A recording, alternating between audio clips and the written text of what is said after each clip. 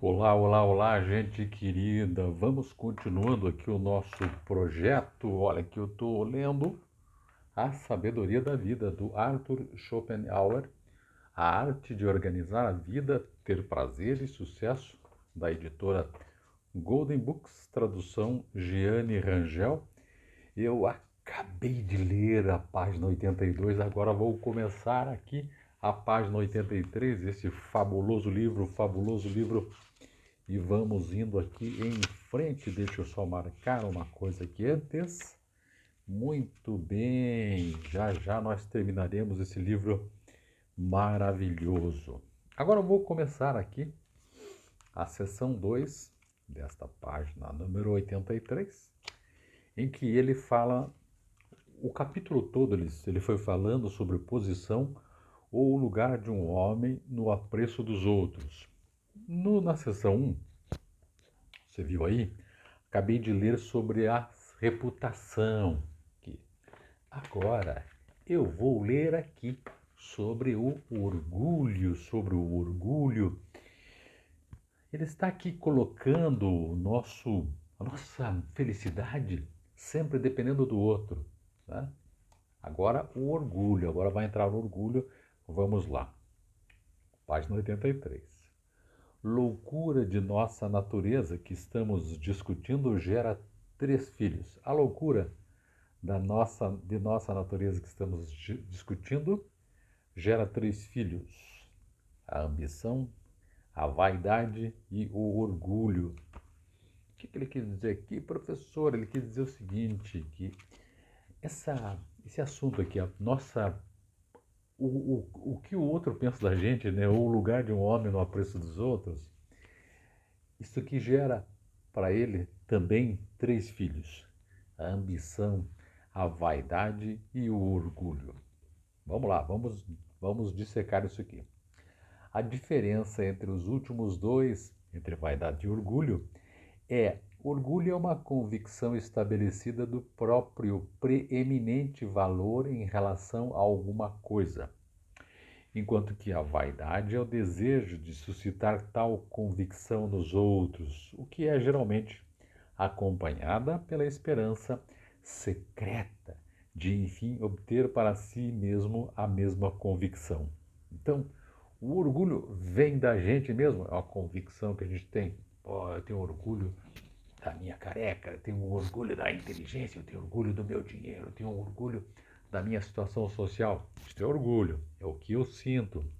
E a minha expectativa, então o orgulho vem de dentro, e a minha expectativa de que o outro também compactue com o meu orgulho, que ele chancele o meu orgulho, o autor chama de, por aí, vaidade. Vaidade. Então, vamos lá. O orgulho opera de dentro para fora, é o apreço direto de si mesmo. Né? Eu me amo, eu gosto muito de mim.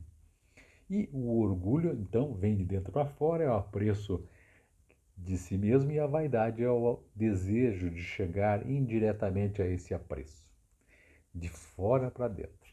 Assim, encontramos pessoas vaidosas, falantes, orgulhosas e taciturnas.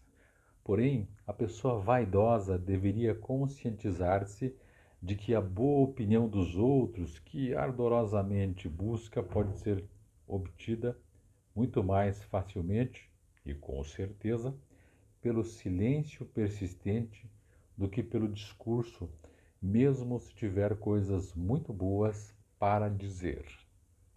Quem desejar expressar orgulho não é, portanto, um homem orgulhoso, mas, como todos os outros, logo terá de abandonar esse suposto caráter. É apenas uma convicção firme, inabalável, do valor preeminente e especial que torna um homem orgulhoso no verdadeiro sentido da palavra. Uma convicção que pode, sem dúvida, ser um erro ou se apoiar em vantagens de caráter aventuresco e convencional. Ainda assim, o orgulho não é orgulho por tudo isso. até estar presente com real seriedade. E já que o orgulho é assim enraizado na convicção, parece com toda forma de conhecimento por não estar dentro de nosso arbítrio. O pior adversário do orgulho, quero dizer, seu maior obstáculo, é a vaidade que aprecia o aplauso do mundo para ganhar fundamento, para embasar uma alta opinião de seu próprio valor, enquanto o orgulho é baseado sobre uma convicção pré-existente desse valor. É bem verdade que o orgulho é algo que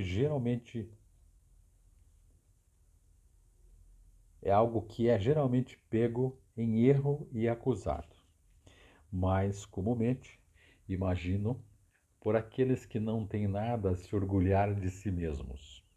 À vista do descaramento e imprudência de muita gente, qualquer um que possua qualquer tipo de superioridade ou mérito fará bem de manter seus olhos fixos neles, se não quiser ser inteiramente esquecido.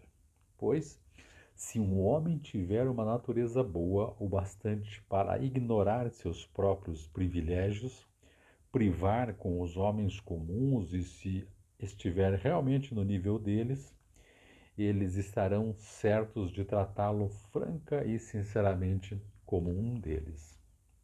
Este é o tipo de advertência que ofereço, especialmente àqueles cuja superioridade é do tipo elevado, superioridade real, quero dizer, de natureza puramente pessoal, e que não pode, como condecorações e títulos, apelar a olhos e ouvidos a cada momento. Como, de outro modo, descobrirão que a familiaridade cria o desdém ou, como os romanos costumavam dizer, sus minervam.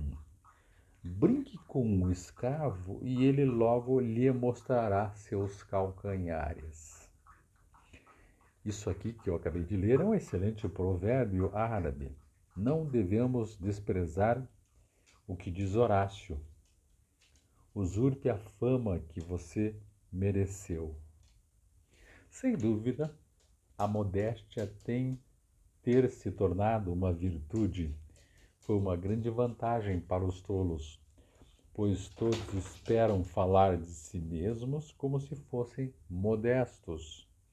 Isto é, de fato, baixar o nível, pois fica parecendo que não há nada no mundo além de tolos. O tipo de orgulho mais barato é o orgulho nacional, pois se um homem tem orgulho de sua própria nação, isto revelaria que ele não tem qualidades próprias de que se orgulhar. De outro modo, não teria que recorrer àquelas que ele divide com tantos milhões de companheiros. Se o homem dotado de importantes qualidades pessoais estará realmente pronto a ser claramente, ver claramente que sua nação é escassa, já que suas falhas estarão constantemente diante de seus olhos. Mas cada tolo miserável, que nada tem do que se orgulhar, adota como último recurso um orgulho pela nação a que pertence. E eu aqui fico pensando, às vezes, os nossos orgulhos em relação à nossa nação. Se o Schopenhauer estiver certo, será que esse excesso de orgulho não carregaria a tolice de todos nós, brasileiros, segundo ele? Não sei, não sei. É para a gente pensar. Por outro lado, aquele que não tem orgulho de si, aquele que não é realista em relação aos seus feitos, perde muito também, não é? Porque às vezes uma pessoa pode ser inteligente, uma pessoa pode ser bonita e carrega esse orgulho de ser porque realmente é. Então aqui, neste caso, ele tem consciência do que realmente é. Me parece que o orgulho, pelo menos até esse ponto, e vamos fazer essa análise juntos aí, por enquanto aqui o que Schopenhauer quer dizer é que o orgulho a que ele se refere aqui não é o orgulho da gente saber que é aquilo, por exemplo, bonito, inteligente, mas é o fato de querer dizer para o outro, né? De não ser modesto por aí. Compreende? Acho que sim, não é? Vamos lá então? Página 85. Ele, então essa pessoa que imagina que a nação é muito boa e tudo mais, né? Que ele se orgulha da nação, ele está pronto e feliz para defender todas as suas falhas e loucuras com unhas e dentes, assim compensando-se por sua própria inferioridade. Olha que interessante esse trecho, e eu até concordo, e quero trazer algo mais para a gente refletir aqui. Às vezes uma pessoa se sente tão inferior que no coletivo ele se sente superior. No caso, bem aqui. Às vezes a gente se sente, né, o último, sei lá, o cachorro magro aí, mas de repente pensa, nós somos quantos? 200 milhões de habitantes num Brasil fabuloso. Então, nesse aspecto eu sou superior. Embora, particularmente, intimamente, neste caso aqui, a pessoa se sinta inferior. Aqui também vai um outro aspecto que me ocorreu aqui agora, é o aspecto da gente se identificar com alguns políticos. É que é interessante, porque, note bem, sem dizer deste ou daquele político, os políticos, de um modo geral, eles procuram buscar em nós, povo, um nicho, um lugar para ele fazer campanha, um lugar para ele ocupar. Poder basicamente é isso. Poder político basicamente é isso. Então ele precisa nos convencer, este político, que nos representa. Isso na esfera municipal, estadual, federal e tudo mais. Então, quando a gente se vê em determinado político, com mais ou menos o nosso pensamento, nós nos sentimos superiores com ele também. Né? Isso é para a nossa reflexão aqui. Vamos lá. Por exemplo, se você fala do fanatismo estúpido e degradante da nação inglesa, com o desprezo que ele merece, dificilmente encontrará um em 50 ingleses que concorde com você. Mas, se houver um, geralmente ocorrerá de ele ser um homem inteligente. Veja, eu quero só localizar. Schopenhauer escreve para o seu tempo. Então, por essa birra aqui com o cidadão inglês. Tá? Voltando, retomando, página 85. É legal a gente situar no tempo, porque nós temos o malveso, a má visão, né, de ler determinada coisa e trazer para os nossos dias. Ipsis literis, mas é preciso colocar no seu tempo qualquer coisa. Inclusive, por exemplo, literatura. Vamos voltar para cá? Os alemães não têm orgulho nacional, ele dizendo, o que mostra como são honestos, como todos sabem. Schopenhauer falando, para o seu tempo. E como são desonestos os que, por uma dose de ridícula afetação, fingem terem orgulho de seu país, os Deutsche Brüder e os demagogos que adulam a multidão para desorientá-la. Aqui fica uma coisa legal também para a gente refletir em relação aos políticos. Pegue todos, municipal, estadual, federal, aqui. Será que é isso mesmo? Nos passam a mão na cabeça para nos desorientar. Então, os demagogos que adulam a multidão para desorientá-la. Quem sabe? Vamos lá? Ouvi falar que a pólvora foi inventada por um alemão. Ele escrevendo, né? Eu duvido. Lichtenberg pergunta: por que é que um homem que não é alemão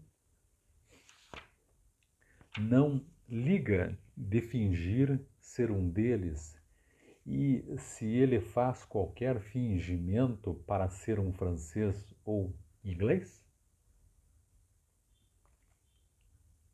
aqui ele faz uma remissão que é muito interessante para nós podermos entender esta afirmação dele, autor, que é o seguinte, está lá no rodapé, da página 86 já. Ele diz o seguinte: deve-se lembrar de que estas observações foram escritas na primeira metade do século XIX, anotem aí, e que um filósofo alemão, hoje em dia, mesmo capaz de dizer coisas amargas como Schopenhauer, dificilmente poderia escrever desse modo forçado. Desse modo forçado, tem uma nota de rodapé. Vamos lá, vamos continuar aqui. Faça você a sua análise também aí. Página 86. Seja como for, a individualidade é muito mais importante do que a nacionalidade. E um determinado homem merece 1000 vezes mais consideração.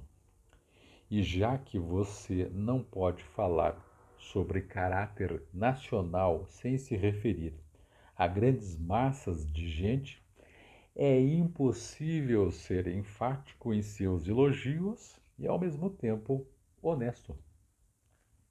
O caráter nacional é só outro nome para a maneira particular cuja pequenez, perversidade e superficialidade da humanidade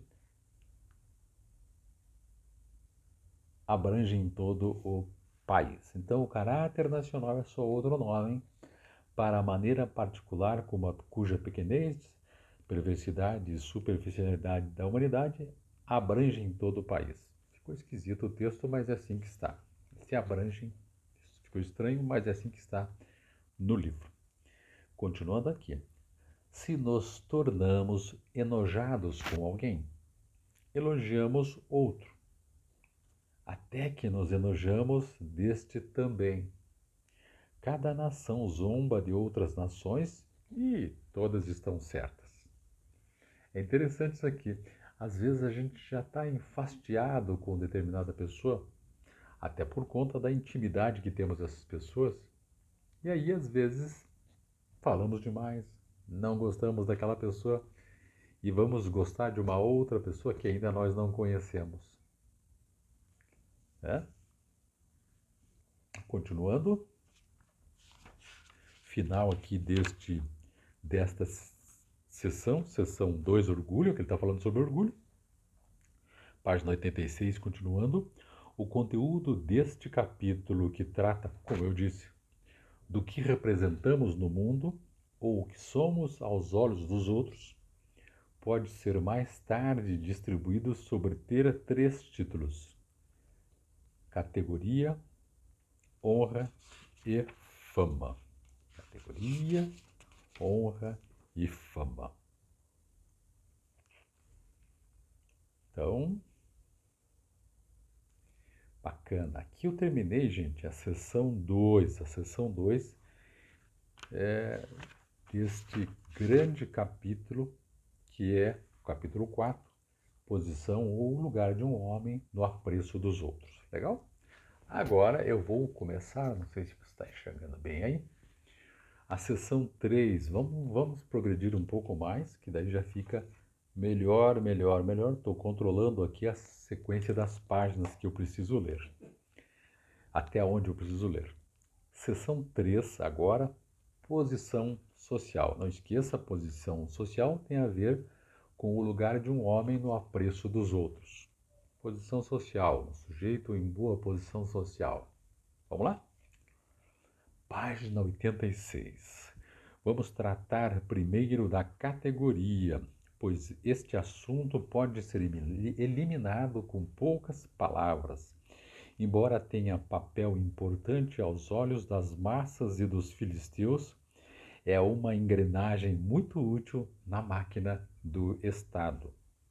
Aqui ele está tendo uma visão, né? O escrito dele sobre posição social é usando o Estado como paradigma, o Estado como modelo ou o Estado como engenharia social para alcançar as posições sociais. Legal? Vamos lá agora para a página 87, falando sobre posição social. Vamos lá, gente. Ela tem um valor puramente convencional. Falando restritamente, é uma simulação. Seu método é determinar um respeito artificial e realmente toda coisa é uma mera farsa, falando sobre posição social. Vamos lá. Condecorações, pode-se dizer, são cartas de crédito dirigidas à opinião pública e a medida do seu valor é o crédito do sacador. Claro, como substitutos para pensões, eles economizam para o Estado uma grande quantia de dinheiro e, além disso, elas servem a um propósito muito útil se forem distribuídas com discriminação e julgamento. Olha que interessante, eu não sei se você tinha imaginado isso. As condecorações. Vamos imaginar um exemplo? Barão de Itaúna. Que mais? Que mais? Comendador fulano de tal. Que mais? Que mais? Duque disso, daquilo, aquilo outro. Ele diz, isso tudo são condecorações que o Estado dá, e essas condecorações têm, eu acredito que tenha mais coisa por trás aí, mas tem uma das vantagens de dizer, este aqui é importante. O comendador, o barão, sim, ele foi bafejado pela estrutura social, ele tem boa posição social. E aí o Estado também economiza, porque já deu para ele, o comendador agora, né, já deu para ele uma posição social. Não precisa ficar alimentando este comendador com alguma grana que o Estado vai pagar. Então ele diz que isso é um jeito muito econômico. Se for distribuído com discriminação e julgamento como substitutos para pensões, eles economizam para o Estado uma grande quantia de dinheiro. Que interessante. Vamos continuando aqui, página 87. A não ser que também a pessoa ganhe uma condecoração e uma grana por mês, né? Aí são outros 500. Mas vamos lá. As pessoas em geral têm olhos e ouvidos, é verdade, mas não muito mais. De fato, muito pouco julgamento ou mesmo memória. Veja que este cidadão está falando lá para a época dele e está dizendo que as pessoas, o povo de modo geral, não tem memória, vai se esquecer. E depois dizemos nós aqui no Brasil, mas nós somos um povo sem memória. Ele não está falando do Brasil. Né? Só para a gente pontuar, ele está dizendo o seguinte que agora, há muitos serviços do Estado bem além da faixa de seu entendimento. Outros novamente são apreciados, outros novamente então são apreciados, fizeram muito para o tempo disponível e logo foram esquecidos, que outras pessoas já fizeram muito pelo Estado e já foram esquecidas. Ele falando para a época dele. Parece que dá para puxar para nós também aqui, né? Continuando, ele diz: parece-me, portanto, bastante adequado que uma cruz ou uma estrela deveria proclamar à massa sempre e em todo lugar o seguinte: este homem, este cara aqui da condecoração, este homem não é como você. Ele fez algo, mas condecorações perdem seu valor quando são distribuídas injustamente ou sem a devida seleção, ou em número muito grande. Um príncipe deveria ser tão cuidadoso ao auferi-las como o é um homem de negócios ao assinar uma conta. É um pleonasmo gravar em uma condecoração as seguintes palavras: por serviços prestados. pois cada condecoração deveria ser concedida por distinguidos serviços. Isto resiste à razão. Interessante, interessante. Gente, aqui então, posição social, na seção 3 nós terminamos agora. Eu tenho aqui agora uma outra parte para ler, que é sobre honra, aqui embaixo. A honra está na página 87. Então eu acho que vou ficar por aqui para não quebrar o ritmo. E na próxima, quero ver se eu tenho um fôlego suficiente para ler o resto da honra, porque depois eu encaixo no próximo vídeo, que já está gravado há muito tempo aí. Valeu? Então é isso.